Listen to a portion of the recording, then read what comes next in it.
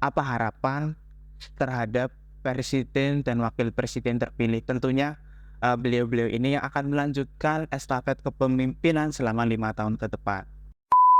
Kemarin menjadi penyelenggara pemilu dan coba yuk barangkali teman-teman di 5 tahun ke depan nanti ada yang ingin menjadi abdi negara yang kerjanya cuma sehari tapi cutinya 5 tahun.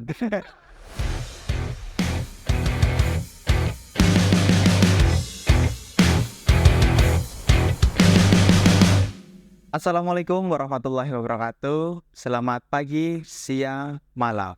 Kapanpun Anda menyaksikan podcast ngopi di jam-jam terbaik Anda. Oke, kembali lagi bersama saya Aryani Nurfatki dari mahasiswa magang di KPU Kota Tegal. Pada episode kali ini di podcast ngopi ngobrol pintar terkait pemilu.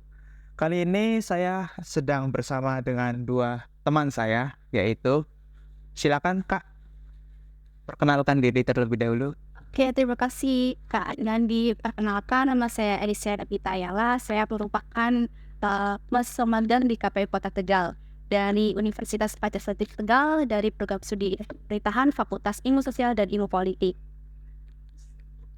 Dan perkenalkan, nama saya Dimotik Mawarni Kurniawati, mahasiswa magang dari Universitas Pancasila Tegal, program studi ilmu pemerintahan Fakultas Ilmu Sosial dan Ilmu Politik.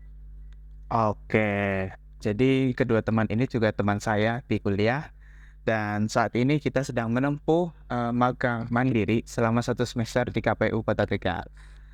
Oke teman-teman mungkin ingat sekitar beberapa hari yang lalu pada tanggal 20 Maret 2024 KPU RI telah selesai melaksanakan rapat rekapitulasi tingkat nasional dan terpilih calon presiden dan calon wakil presidennya yaitu Bapak Prabowo Subianto dan Bapak Gibran Rakabuming Raka. Nah, depan saya ini ada Mbak Elisa dan Mbak Motik. Menurut kakak-kakaknya ini sebagai generasi muda, masih muda kan? Masih muda kan? Jadi apa harapan terhadap presiden dan wakil presiden terpilih? Tentunya beliau-beliau ini yang akan melanjutkan estafet kepemimpinan selama 5 tahun ke depan. Boleh dari siapa dulu ini? Dari Memotik dulu. Oke deh, silakan memetik. Sebelumnya saya ingin mengucapkan selamat atas terpilihnya Bapak Prabowo Subianto dan Pak Gibran Rakabuming Raka atas terpilihnya sebagai presiden dan wakil presiden 2024 sampai 2029. Oke. Harapan saya terhadap terpilihnya presiden dan wakil presiden ini adalah kedepannya agar lebih amanah ya tentunya dan berintegritas dan dapat memenuhi janji-janji yang kemarin sudah dijanjikan kepada masyarakat tentunya ya, dan kedepannya agar lebih baik kebijakan-kebijakan yang sudah dijanjikan bisa dilaksanakan serta terwujudnya pembangunan dan ekonomi yang semakin meningkat untuk Indonesia yang lebih maju. Wis, mantap nih dari Mbak Motik. Kalau dari Mbak Alicia, gimana Mbak? Oke, terima kasih dari aku. Saya sebelumnya mau mengucapkan terima kasih, bukan mengucapkan sih, tapi selamat kepada Bapak Prabowo Subianto dan Bapak Gibran Rakabuming Raka sebagai presiden dan wakil presiden di tahun 2024 sampai dengan tahun 2029. Nah, harapannya saya untuk Bapak Prabowo dan Bapak Gibran ini, saya sebagai mahasiswa tentunya melihat teman-teman yang banyak sekali membutuhkan beasiswa. Pada dasarnya mereka itu punya potensi untuk melanjutkan ke jenjang pendidikan lebih tinggi, namun terhambat biaya. Nah, itu mungkin dari Bapak Prabowo bisa meningkatkan terkait tentang beasiswa di dunia pendidikan dan lebih memperbanyak program-program yang dapat menghasilkan prospek yang lebih tinggi lagi buat mahasiswa tentunya, kayak kemarin tukaran mahasiswa pelajar, MSIB, itu kan kita belajar bukan hanya di kampus saja tapi di luar. Nah, itu kan ada dampak positifnya bagi mahasiswa sendiri. Nah, itu Terus juga dari segi infrastruktur sih banyak jalan-jalan rusak. Nah, menurut aku itu hal yang simpel tapi berdampak besar loh. Nah, jalan itu menurut aku kan kalau misalkan kita jalan kayak kalau misalnya jalannya tuh enak kayak kitanya juga kan tenang, nggak was-was gitu tuh. Kalau misalkan jalannya berlubang itu apa ya bisa meningkatkan risiko kecelakaan gitu. Itu mungkin dari hal kecil ya. Nah, terus untuk ini apa sih tentang pasar. Nah, itu aku harapannya terkait BBM bisa apa ya? Jangan kayak kemarin BBM yang tiba-tiba lonjak kayak gitu kan. Nah, harapannya bisa apa ya agar masyarakat itu lebih sejahtera sesuai dengan visi dan misinya Bapak Prabowo dan Bapak Gibran kayak gitu. Oke. Tadi mungkin sempat disinggung terkait beasiswa ya. Karena mungkin ya kalau dari aku pribadi sih pemerintah harusnya lebih fokus terhadap pendidikan itu sendiri baik dari tingkat TK sampai tingkat perguruan tinggi. Karena ketika kita sudah atau pemerintah sudah fokus terhadap SDM untuk pemenuhan SDM yang lebih baik lagi untuk tingkat pendidikannya lebih tinggi, insya Allah Indonesia bisa mewujudkan Indonesia Emas 2045. Oke. Nah teman-teman, kemarin kalau tidak salah ya, Mbak Elisha dan Momotik itu sendiri kemarin pada saat 14 Februari itu sendiri menjadi penyelenggara pemilu. Kalau Momotik itu sendiri jadi apa ya Mbak kemarin? Menjadi KPPS Di mana? di Desa Karangbalai, Kecamatan Larangan, Kabupaten Gebeng. Oke, kalau Mbak Elisha? Aku jadi PTPS di Desa Kalibuntu, Kecamatan Osari, Kabupaten Brebes. Oke, nah kedua teman kita ini kemarin menjadi penyelenggara pemilu dan coba yuk barangkali teman-teman di 5 tahun ke depan nanti ada yang ingin menjadi abdi negara yang kerjanya cuma sehari tapi cutinya 5 tahun. Kita ulik dulu dari Mbak Motik yaitu KPPS. Kalau KPPS itu sendiri kerjanya pada saat hari H saja atau sebelum hari H, Mbak? Jadi sebelum hari H juga kita sudah bekerja ya Mas. Ya. Iya. Terus pas hari H ini juga itu saya dari jam 6 bahkan sebelum jam 6 pagi itu saya sudah di tempat sampai jam berapa itu ya subuh kayaknya kalau nggak salah. Itu saya dari pagi ya sebelumnya saya kebetulan ini menjadi sirekap. Oh, sirekap. Sirekap dan tentunya kita semua tahu lah sirekap ini pasti sangat susah ya, sangat bermasalah. Nah saya juga sangat keteteran terhadap aplikasi sirekap ini karena dalam penguploadan itu susah Mas. Ya. Jadi saya harap nanti kedepannya bisa lah perbaiki lah. Perbaiki. Mungkin juga terkait sirekap sih karena ini aplikasi ya dan yang menggunakan satu Indonesia full dan di waktu yang bersamaan mungkin ya mau tidak mau akan down secara nasional juga sih teman-teman. Kalau ada pengalaman lain nggak dari KPPS itu sendiri Mbak? Iya pengalaman saya juga pernah dimarahin oleh saksinya. Oh itu gimana Mbak? Coba ceritakan. Jadi saksinya itu meminta untuk surat suara yang tidak digunakan itu disilang Mas. Ya, tetapi dari pihak PPK-nya itu bilangnya itu nggak usah disilang juga nggak apa-apa, maksudnya langsung dimasukkan ke amplop yang surat suara tidak digunakan. Ya, tapi si saksi ini ngotot ingin disilang terus akhirnya saya ya debat ya. Tapi akhirnya si saksi ini menerima keputusan. Karena saya juga sudah tanya ke PPS, ke PPK dan menurut saya juga surat suara yang tidak digunakan ini tidak disilang juga tidak apa-apa karena tidak mempengaruhi hasil suara. Ya, betul. Mungkin itu pengalaman yang bikin deg-degan ya teman-teman. Sempat bersitegang dengan saksi-saksi karena kan dimanapun juga saksi-saksi ini membawa partai-partainya, jadi ya mungkin ada ambisi-ambisi untuk menang juga sih gitu. Nah kalau dari Malaysia itu sendiri pengalaman dari PTPS-nya gimana Mbak? PTPS itu sendiri apa sih Mbak? PTPS itu pengawas ya Mas. Pengawas apa Mbak? Coba kepanjangannya apa? Pengawas di TPS. Jadi setiap TPS itu ada yang mengawasi satu orang. Nah itu orangnya mengawasi saja kinerja dari KPPS itu seperti apa.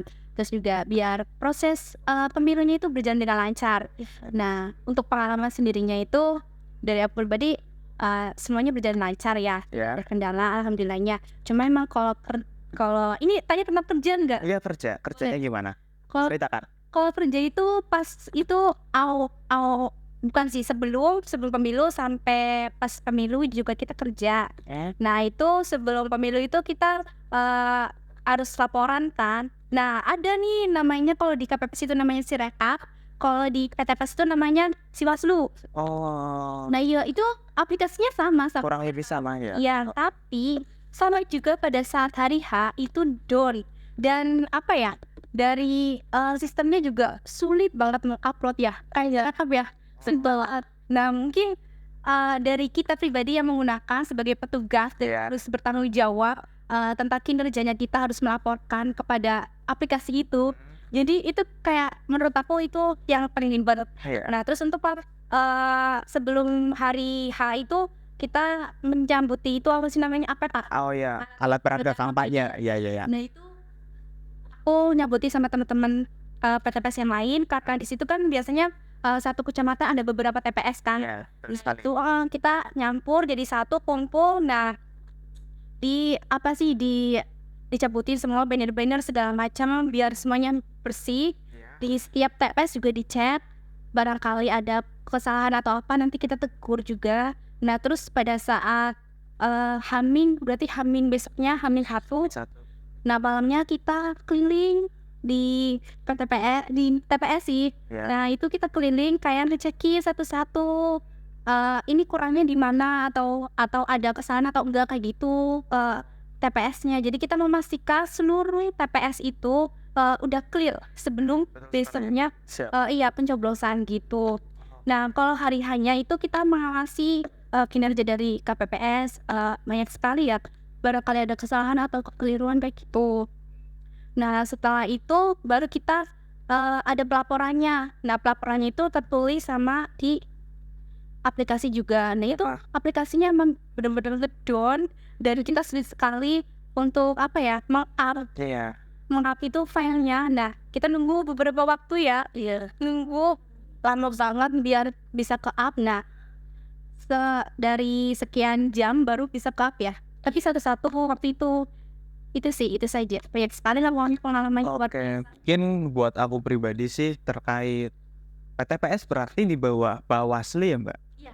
Oke, saya kira itu Bawaslu kan tugasnya hanya mengawasi ya. Mungkin tugas yang mudah kalau kita artikan pengawas. Ternyata setelah Mbak Elisha ceritakan ya teman-teman semuanya, ternyata tugasnya juga sama ribetnya dengan KPPS, dan ternyata dua orang ini juga sama-sama pemegang aplikasi pada penyelenggaraan pemilu kemarin, Sirekap dan Siwaslu.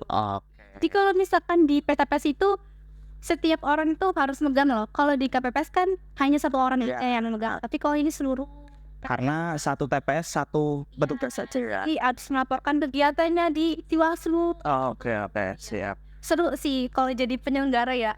Seru banget. Tulis yang tidak terduga. Kalau tidak salah kan terkait fisik ya, sebelum pelaksanaan pemilu, apakah Mbak Elisha dan Mbak Mutik itu sendiri ada persiapan fisiknya seperti minum vitamin, olahraga?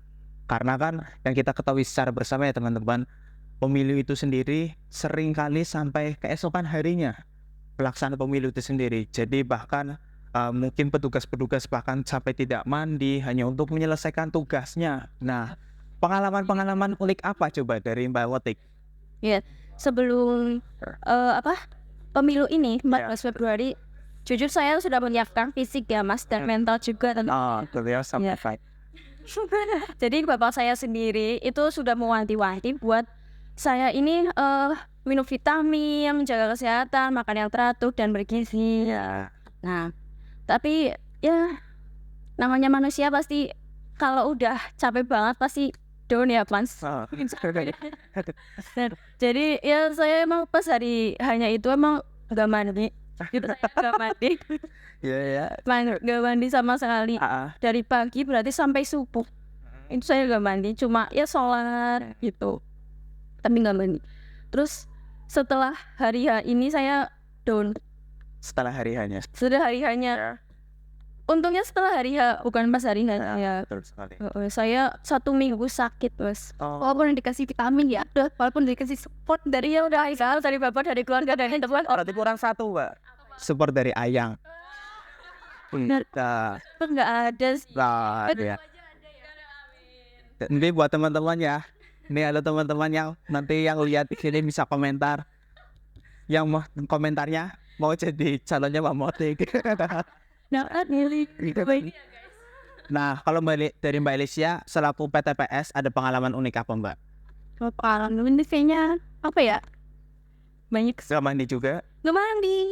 Ya udahlah kayak ini soalnya tugas juga kan, kayak kita harus kerja untuk negara walaupun 1 hari ya teman-teman. Jadi 1 hari ini kita harus kerja. Apa kita ngantuk banget ya? Tapi udahlah ini tugas dari negara. Dia harus ngawasi. Sempat sakit juga nggak, Mbak? Alhamdulillah aku nggak sakit ya. Alhamdulillah tetap sehat walaunya kena yang hebat banget ya. Ya. Walaupun mentalnya kena tapi tetap sakit. Karena apa? Sebelum itu aku selalu minum vitamin sama madu gitu kan. Terus juga perbanyak air putih. Nah itu aku pada saat hari aku sering banget minum biar aku nggak kau dehidrasi ya. juga biar juga fit kan. Jadi kalau misalkan aku nggak minum aku nanti dalam mesin nanti aku kan jadi sakit tuh. Jangan penting doa, terutama doa dari orang tua itu penting sekali biar kerjanya kita lancar. Oke. Nah, mungkin tadi udah terkait pengalaman, terkait kinerja kalian gimana. Nah, mungkin teman-teman juga ada yang kepo nih. Boleh di-spill nggak gaji kemarin pas KPPS kerja cuma sehari, tapi gajinya berapa coba? Boleh di-spill nggak? Dari siapa dulu? Dari PTPS deh. PTPS. Iya. Berapa ya? Kasih tahu nggak ya? Kasih tahu aja, Mbak, biar nanti pas 5 tahun ke depan ada generasi muda yang lainnya yang ikut berkontribusi untuk pemilihan. Oke, berarti untuk generasi berikutnya ya di pemilu tahun 2029 gaji PTPS adalah Berapa, Mbak? berapa ya? Kita kerja 1 hari, capeknya juga 1 hari, tapi pusingnya berkali-kali. Kita digaji 1 juta. Wih, 1 juta, Mbak, untuk kerja 1 hari. Luar biasa sekali itu. PNS pun kalah kalau hitungan gaji 1 hari. Nggak ada yang sampai batin ya, Mbak. Kalau dari KPPS? Iya. Dari KPPS sendiri itu kan menjadi garda terdepan. Iya, monggo garda terdepan ya. Alhamdulillah saya bisa kredit Alphard sampai karena ya, Mas. Iya, kredit ya. Iya, soalnya gajinya 1 harinya itu 1.100.000. Kalau dikali 1 bulan itu berapa kan bisa? Iya. Ya kecil. Tapi sayangnya kerjanya cuma 1 hari ya, Mbak. Habis itu langsung cuti otomatis. Nggak jadi ngambil Alphard, nggak jadi. Iya, sayangnya nggak jadi karena cuma 1 hari ya. Berarti beda PTPS dan KPPS itu sendiri 100.000 ya. Nah, jadi pengalaman unik dari Mbak Alicia dan Mbak Motik terkait KPPS dan PTPS. Dan di pemilu itu sendiri teman-teman, saya juga kemarin juga sebagai pemantau yaitu quick count dari Lembaga Survei Indonesia. Itu kalau untuk kerjanya sih karena kita pemantau tidak terlalu seribet KPPS dan PTPS. Karena di situ saya hanya merekapitulasi hasil penghitungan suara tingkat presiden dan DPR RI di TPS tertentu. Jadi dan untuk gajinya ya teman-teman mungkin bisa sebagai bahan bahan pertimbangan teman-teman semuanya di 5 tahun ke depan nanti ingin menjadi KPPS, PTPS atau menjadi pemantau di lembaga survei-survei yang ada di Indonesia. Kalau untuk kemarin sih saya dapat 600.000 teman-teman. Itu nggak capek. Saya ke TPS itu cuma memfoto hasil presiden dan hasilnya DPR RI. Jadi hanya itu aja kerja saya. Mau foto saja. Saya ke situ cuma pakai kaos, Pak permisi saya dari LSI. Tapi 600.000 juga sangat-sangat terbayarkan karena kerjanya sangat simpel. Jadi tapi itu semua bisa sebagai CV ya Mbak. CV kita nanti ketika kita mendaftar kerja kan kita ada pengalaman kerja menjadi KPPS, PTPS atau menjadi pemantau di lembaga survei tertentu. Nah, mungkin pertanyaan terakhir yang Mbak Elisia dan Mbak Tapi Motik. sebelum itu aku boleh tanya nggak sih, Mas Ari, Oke, kalau dari kan Vicon itu kerjanya tuh kayak gimana sih? Maksudnya dari awal sampai akhir atau dari sebelum hari H kerja atau setelah hari H kerja pas Iya. itu kayak gimana?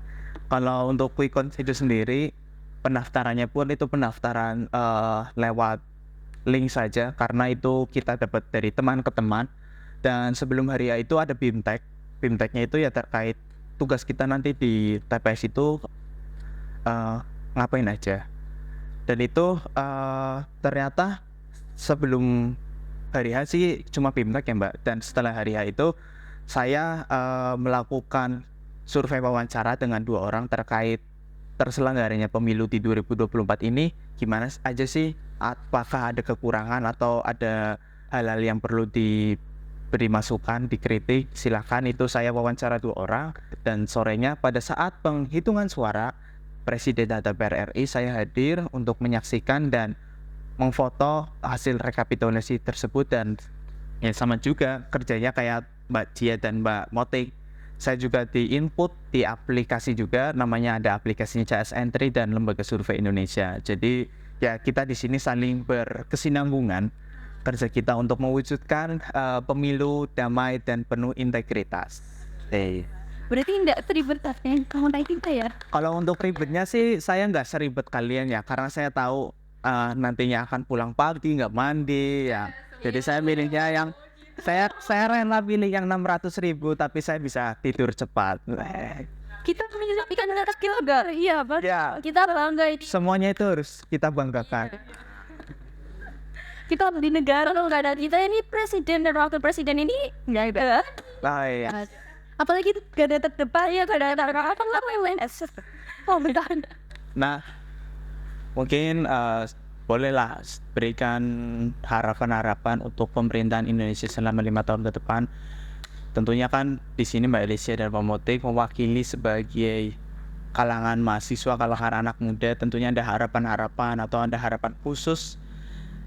Mungkin boleh dari Mbak Elisia dulu, silakan. Buat Yes. Dari aku pribadi simple ya harapannya, semoga presiden nanti itu amanah dan dapat mensejahterakan rakyat. Itu saja sih, simple tapi ini sulit dilakukan. Semoga aja kita tidak ada problem-problem yang terjadi seperti tahun-tahun sebelumnya. Kalau dari Mbak Motik silakan Mbak. sama ya seperti Mbak Elisia, simple aja. Semoga dapat menyelesaikan janji-janjinya yang kemarin sudah dijanjikan oleh Pak Prabowo dan Pak Gibran. Semoga kedepannya bisa menjadi pemimpin yang bijaksana dan bertanggung jawab. Oke, mungkin kalau dari aku ya, aku pribadi mungkin terlepas dari presiden dan wakil presiden yang terpilih Bapak Prabowo dan Gibran Rakabuming Raka, tentunya juga pesan saya untuk para anggota dewan yang insya Allah akan masuk Senayan atau masuk ke DPRD provinsi maupun DPRD kabupaten kota. Jadilah wakil rakyat yang benar-benar wakil, mengatasnamakan rakyat, benar-benar rakyat, bukan atas nama kepentingan pribadi. Karena jika pemerintahan dan anggota dewan bisa saling berkesinambungan, tentunya cita-cita Indonesia emas di tahun 2045 nanti, yang dimana jumlah penduduk yang produktif itu jauh lebih besar, kan perlu banyak prepare-nya nih. Yang paling utama adalah lapangan pekerjaan. Sebelum lapangan pekerjaan itu ada, tentunya SDM kita perlu ditingkatkan. Pesan saya juga fokus ke pendidikan, fokus ke lapangan kerja, agar seluruh rakyat Indonesia bisa benar-benar merasakan namanya kesejahteraan. Bukan lagi kita melihat berita anggota dewan ini korupsi, anggota pemerintahan ini korupsi, memakan uang negara. Itu rasanya sangat naif sekali dan rasanya sangat tidak make sense lah untuk dilakukan oleh para anggota-anggota dewan ataupun anggota-anggota pemerintahan. Mungkin itu aja ya pesan-pesan kita selaku dari kalangan Generasi muda. generasi muda. Kita masuknya generasi Z atau milenial? Z. Oke, generasi Z. Mungkin itu saja teman-teman sobat podcast Ngopi, ngobrol pintar tentang pemilu. Saya Rini Nirvati selaku host pada episode kali ini pamit undur diri dan silakan. Saya Alicia dan saya Dinotik. Sampai jumpa di episode berikutnya. Dadah.